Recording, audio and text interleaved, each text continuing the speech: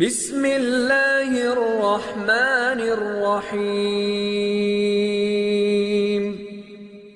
شروع اللہ کے نام سے جو بڑا مہربان نہایت رحم والا ہے۔ فاسألوا اہل الذکر ان کنتم لا تعلمون۔ بس اگر تم نہیں جانتے تو اہل علم سے دریافت کر لو۔ حافظ آباد سے بھائی کامران اشرف صاحب نے سوال پوچھا ہے۔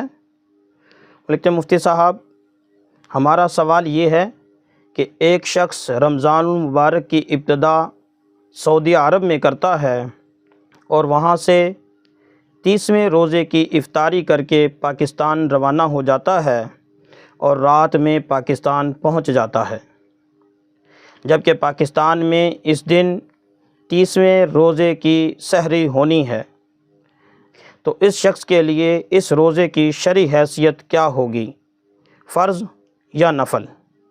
کیونکہ حدیث مبارکہ میں ایک چاند 29 یا 30 کا ہونا منقول ہے اور یہ شخص اپنے 30 روزے پورے کر چکا ہے، تو اس کے حق میں یہ روزہ فرض ہوگا یا نہیں؟ کامران اشرف۔ جی میرے محترم بھائی، اس شخص کے حق میں یہ روزہ فرض ہے یا نہیں یہ بعد میں بات کرتے ہیں۔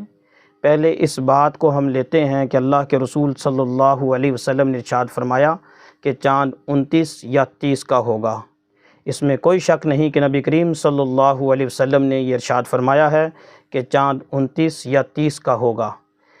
مسئلہ یہاں چاند کا نہیں ہے، یہاں مطلع کے مختلف ہونے کا مسئلہ ہے۔ سعودی عرب میں جو چاند کا مطلع ہے وہ اور ہے، پاکستان میں اور ہے۔ اسی مطلع کے اختلاف کی وجہ سے وہاں ایک دن پہلے چاند نظر آ جاتا ہے اور یہاں ایک دن بعد چاند نظر آتا ہے۔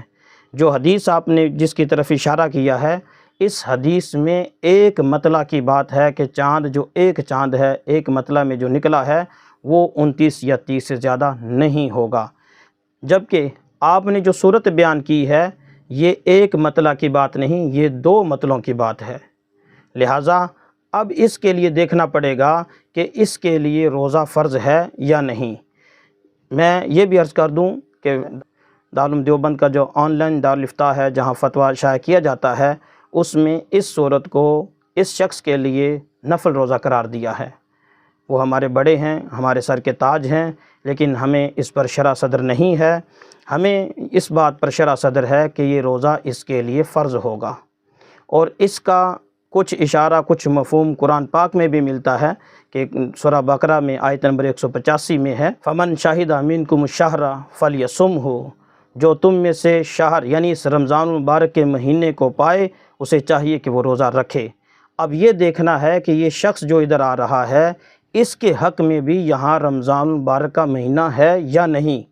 یقیناً اس کے حق میں بھی رمضان المبارک کا مہینہ ہے، اس نے بھی رمضان ہی کے مہینے کو یہاں پایا ہے، تو لہٰذا روزہ بھی فرض ہوگا۔ لہٰذا ہماری رائے یہ ہے کہ اس شخص پر یہ روزہ فرض ہوگا، اور ہمارے بعض بڑوں نے لکھا ہے کہ یہ روزہ اس کے حق میں نفل ہے۔